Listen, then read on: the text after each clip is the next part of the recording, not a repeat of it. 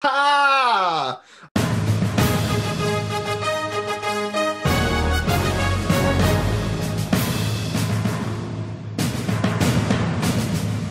And we are back. So, first off, welcome back to the Moorpark Reporter Sportcast. I am your host, Dominic D'Amico, and I am here today with, as always, our Colt Classic crew.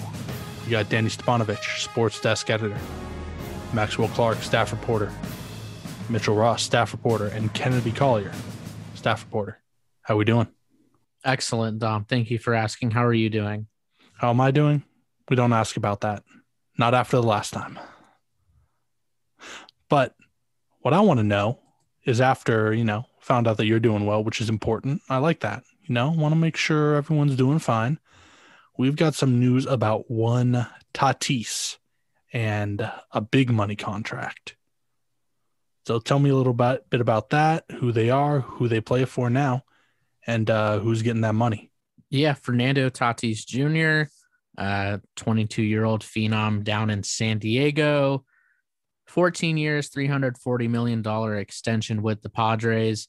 I might be wrong, but I think this is about the third or fourth largest gross total contract extension of all time. Guy's going to be locked up from age 22 through his age 35 season. Pretty incredible. It's great for the game of baseball. And I'm glad to see that teams are spending on their big name players to keep fans in the seats when the fans will come back to the seats. Interesting to note, he's only played 143 career games.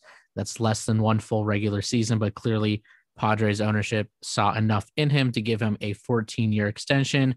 So we'll be looking forward to see Tatis and the Padres battling the Dodgers for a decade plus to come. I think this is MLB's perfect opportunity to kind of switch or at least solidify the face of baseball. Because right now it's Mike Trout, and the further Mike Trout gets away from Anaheim, like if he was in Oklahoma City, he could wake up in your bed and you wouldn't know it was Mike Trout. That's how anonymous this man is. Fernando Tatis Jr. is exciting. He flips bats. He hits home runs when he's up by 10. It doesn't matter. He's there to win. He's there to have fun. He's there to be different.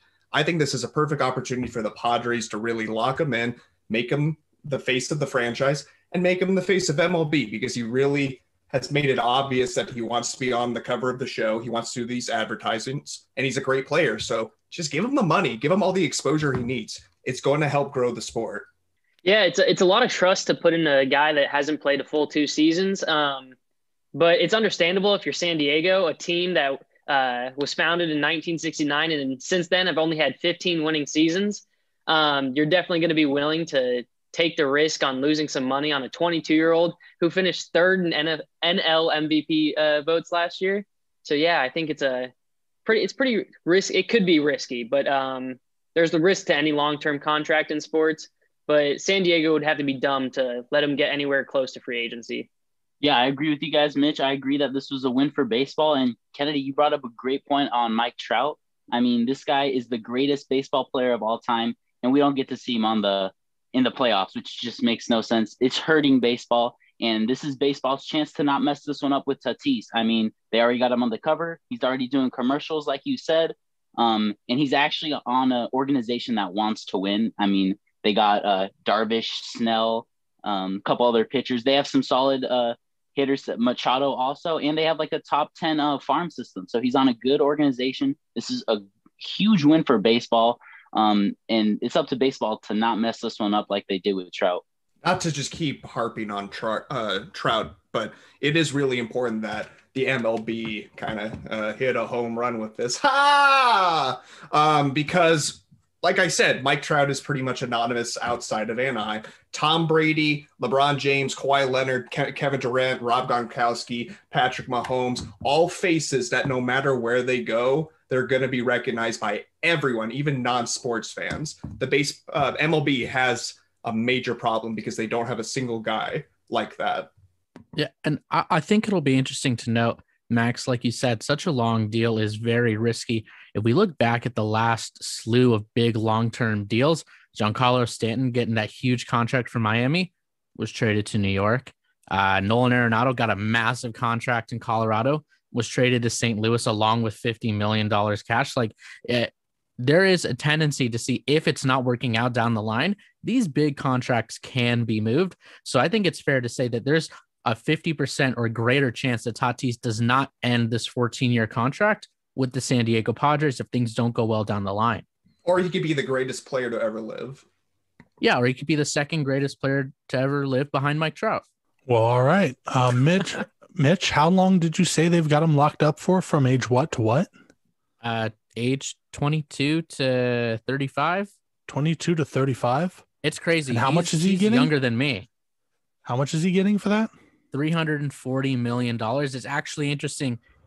He's actually leaving some money on the table, because if he had waited until free agency, he probably could have gotten $400 million easily. It just shows that if you put $340 million in front of a 22-year-old kid and dare them to say no, they probably won't say no. Wow. Well, the funny thing about the contract, Dom, is that Fernando Tatis Jr. is getting 14 years. And after that contract ends, the Mets will still be paying Bobby Bonilla $1 million. All right. Well, all I know is that most people locked up from ages 22 to 35 would rather get $340 million instead of toilet wine and a safety pin tattoo. But moving on, speaking of trading things, we're moving on to talking about the Carson Wentz trade. All right. So tell me about this. Who's getting him and what's in the contract? Yeah, this is like, we keep saying this is the first offseason that quarterbacks are actually on the move. And the Colts, they didn't have a quarterback, so they had to make a move. And, you know, I don't know if Wentz is the answer to trade for Wentz to put him on the Colts, but it's a gamble that I feel like it's a gamble that the Colts can take, because they have a top 5 offensive line. They have Jonathan Taylor. Listen, they went 11-5 with Rivers. I feel like they should have beat the Bills. They had more passing yards and rushing yards in that Bills game. And if it wasn't for a missed drop pass in the end zone, you know, they might have won. But Wentz, you know, I'm not the biggest fan of Wentz. I'm sorry. I know he was an MVP candidate 2017. I know he's being reunited with Frank Wright. That's like the big thing. Everyone's like, oh, he's going back with his coordinator. But listen, last year, he was a 32nd ranked quarterback out of 36. He's 11-23 versus teams with a winning record. And Wentz, he's just not accurate anymore, I feel like. He was benched by a second rounder. But this is his chance. This is a really good chance he has to revive his career. Like I said, best O-line. He's going to be doing a lot of handoffs. He's got some solid tight ends that he can dump off to. But listen, the Colts, they had the easiest schedule in the NFL last season, and now they're playing 5 playoff teams. They got Patriots. They got the Jets. We'll see if they make a move for Deshaun Watson. And they got Jacksonville with Trevor Lawrence. So it's not going to be any easier for them. I feel like it's a gamble that the Colts had to take, and I don't blame them for that. Do I think this is helping their Super Bowl chances? I don't think so. Maybe 10-6, 11-5, somewhere around there. But yep, I don't think it's a Super Bowl team. Yeah, I agree that it's definitely not a Super Bowl team. It definitely does make them better. It makes them better than what Phillip Rivers brings to the table. I think it's a smart trade for both teams, really. I like it. I think it makes more sense than the Lions and Rams trade did. But so it's a 3rd-round pick and a potential 1st-round pick if Wentz does not play 75% of the Colts snaps this year. But if he does, it's a 2nd-round pick, so it's a win-win. And then it's pretty obvious that it seemed like Philly was done with them during the season, but it seems like there's going to be a culture shift with Doug Peterson gone and now Wentz. But an interesting fact is the Eagles are going to take a $33.8 million dead cap hit because of this trade, which is the largest dead cap hit that any team has ever taken for a player. I think the biggest winner besides that, I didn't know about that cap hit, Max. That's actually completely destroys the entire argument I was about to make about how the Philadelphia Eagles are the winners out of this because they got the Wentz contract off. But I guess a one-time hit of $33 million is better than 4 years of $128 million. Rich people problems, right? This was obviously, like you said, Max, a culture change. It's going to be interesting to see if Jalen Ramsey is the guy, or Jalen Hurts, gosh. And if he's not, like you said, you got that massive contract off of a quarterback who isn't good. So there's a lot more upside to this for Philly. I feel like Indiana is just in some football hell where they're just seeing the ghost of Peyton Manning and they're trying to grasp at Phillip Rivers thinking that's the answer. And now they're grasping at Carson Wentz, and he's not Peyton Manning, guys. Just let it go. Yeah, I mean, look, things clearly weren't working out for Wentz. You got to put yourself in his shoes. He was having an MVP caliber season. He gets hurt. He gets replaced by his backup QB, who then runs the gauntlet in the NFL playoffs, becomes a Philadelphia hero, wins the Super Bowl, gets a statue outside the stadium with the head coach, and then gets outperformed by that same backup QB the following season. It was all downhill after that injury for Wentz. He probably shouldn't have gone back out on the field after he was hurt for those few pass attempts, and it just spiraled downwards for him. I'm happy that he's out of that situation now. Clearly, it was both sides not seeing eye to eye, and it's always good if both sides can leave mutually and be happy with it. I don't think Indy overpaid for Carson Wentz. I think it was a fair trade. I believe they got a 3rd round pick next season and then a 2nd round conditional first. I'm not exactly sure how that works, but 2 picks for Carson Wentz seems fair. They're going to pay him some money down the road. I think if you can reunite him with his offensive coordinator, there's definitely potential for him to regain some of his form, but Wentz has to buy in on the mental side of it and understand that, I got to put the situation in Philadelphia behind me and focus on Indy. Indy is now and Indy is the future. And how can I improve myself to be the best quarterback that I can be? And we'll see what happens. I agree with you, Danny. They're not a Super Bowl team. I think they're somewhere between 10 and 12 wins. They'll probably make the playoffs. They don't play in the toughest division in football. I'm excited to see what happens. And, it's good for both sides. All right. So those past 2 topics, a lot of talk there, a lot of good talk, a lot of talk about numbers. Speaking of numbers, each NBA team gets 13 people, right? You get 5 on the court, and then 8 get to sit on the bench in case they're needed, right? Reserves. And we got the All-Star game coming up. So what I want to know is, we all know the big name players. We all know our Steph Currys.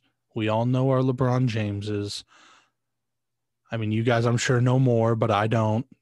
But what I want to know is, aside from those, Dom, name 3 more. Give me 3 more. Come on.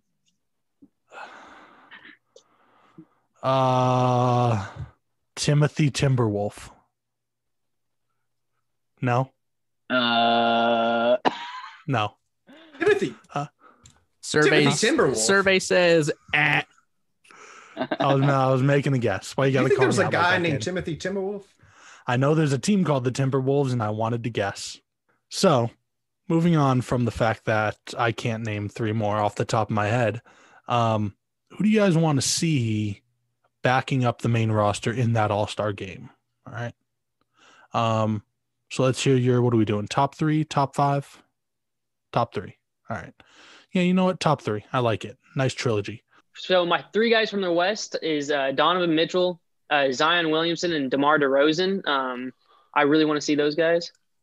And then from the East is Trae Young, Jason Tatum, and Zach LaVine. So for the East, I'm going to go with Trae Young.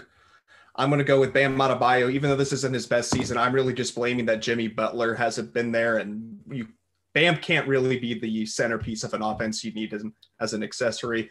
And I'm going to pluck Chris Paul out of the West Coast. I'm going to put him on the East Coast just because why not? It doesn't matter. Why are we doing West Coast, East Coast again? Wasn't this a draft a couple years ago? That was fun. And for the West Coast, I'm going to do Damian Lillard because there's been so much disrespect on the top 3 point guard that is Damian Lillard. And then I'm going to go to the place that they cloned that sheep. And I'm going to take Zion Williamson. I'm going to clone him twice. So I'm going to have 2 Zion Williamsons. All right. First, I'm going to tell our audience that we're not picking Lillard, Gobert, George, or Devin Booker from the West because we already know that they're going to be reserves. So my 3 from the West, I'm going to go Donovan Mitchell. Listen, best record in the NBA. They've only lost 3 times. He's 25, 5-4. He's raising his assist numbers after Shaq called him out for no reason at all. I'm going to go Chris Paul. I'm going to go Mitchell's boy. And Kennedy, I was kind of surprised that you went with Chris Paul there. Listen, Devin Booker went out, and Chris Paul, he's just been on a tear. And then I'm also going to go DeRozan just because I feel like everyone was sleeping on the Spurs, and to have them at the 6th seed, that's pretty impressive to me, especially in the West. East, we're not picking Jaylen Brown, James Harden, Sabonis, or Randall because they're kind of locked in already. So I'm going to go with Zach LaVine, 28 points per game I saw 52% from the field. How is he shooting 52% from the field? That doesn't make sense to me. Throw him in there. I'm going to go Jason Tatum, another one of Mitchell's boys, 26, 7, and 5. He's just lighting it up over in Boston. And then I'm going to go Ben Simmons, my boy Ben Simmons. He just had a 42-point game, best defender in the NBA, and the 1 seed in the East. Ooh, Danny, I like the shout outs to my boys. I got to agree with you. I'm going to start in the East. We got my guy, Jason Tatum. You already heard the stats from Danny. This guy's a stud. I know Boston's, they don't have the best record right now, but give it time. The team runs through him and Brown. They're a dynamic duo. They're going to be two of the best, guys in the league when playing together. I also love Zach LaVine. I don't think he gets the exposure he deserves playing out in Chicago. Chicago's not the basketball town it used to be, but he actually has the Bulls at the 9 seed right now, and there's a play-in at the 10 through 7. So to get into the playoffs, he has them in a position to potentially make a playoff run right now, and he's just balling out. He needs to get some more exposure. And on the number 1 team in the East, how about some love for Tobias Harris, who's quietly having a really great season, 20 points per game. He's averaging over 7 rebounds, over 3 assists for, a smaller forward. He's having a pretty good season for the number 1 seed, kind of overlooked because you got Simmons and Embiid on that team. And we shift out West. Come on, we got to give my guy Chris Paul some all-star consideration. He's got them Suns in a playoff position without D-Book in there for a while, and he's just really elevated Booker's game. He's given him the guidance and given him the feeds that he needs to make Phoenix a contender. Donovan Mitchell, number 1 seed in the West, gets slept on by Shaq, but Spider Mitchell, maybe because we share the same name, dude balls out. He is like D-Wade 2.0 out in Utah. Love to see him play. Such athleticism and excitement when he's on the court. And Mr. Zion Williamson down in New Orleans, 25 points a game, over 6 rebounds, over 3 assists on 60% shooting. And I know most of it is from in the restricted area, but that guy just moves at a different speed than everyone else. And when he's running to the hoop, you got to make a decision. Am I in or am I out? And if you're in, you better up your life insurance because that man will kill you at the rim. All right. And Danny, I've been thinking about it. I don't have 3 more, but I have 1 more, and that's James Harden. I don't know why. Must have forgot about him the way he forgot about Houston. But you want to know what I don't want to forget? That's you 4. Remind me of your names and what you do for our paper and take us out. You can find me on Twitter and Instagram at dstepanovich, sports desk editor over at the moorparkreporter.com. 2 H's at the end of that at. Put respect on it. Thank you, Dom. At _Max Clark on Instagram and Twitter. You can find me doing nothing really. But I am a staff writer at Moorpark. Yeah. Yeah, you can find me at Mitch Ross Report everywhere social media is accepted. Just talking sports, talking smack out in the Twitterverse. Come at me. You can find me at Kennedy C. Collier on Twitter, and you can also find me regretting showing my dad how to play Civilization 6 on my Switch because now he's hogging it forever. Dude, it's just one more turn, but it'll always be one more turn forever. It's a drug. Yeah. And for more of our reporters reporting and the rest of our articles, visit www.moorparkreporter.com. Later.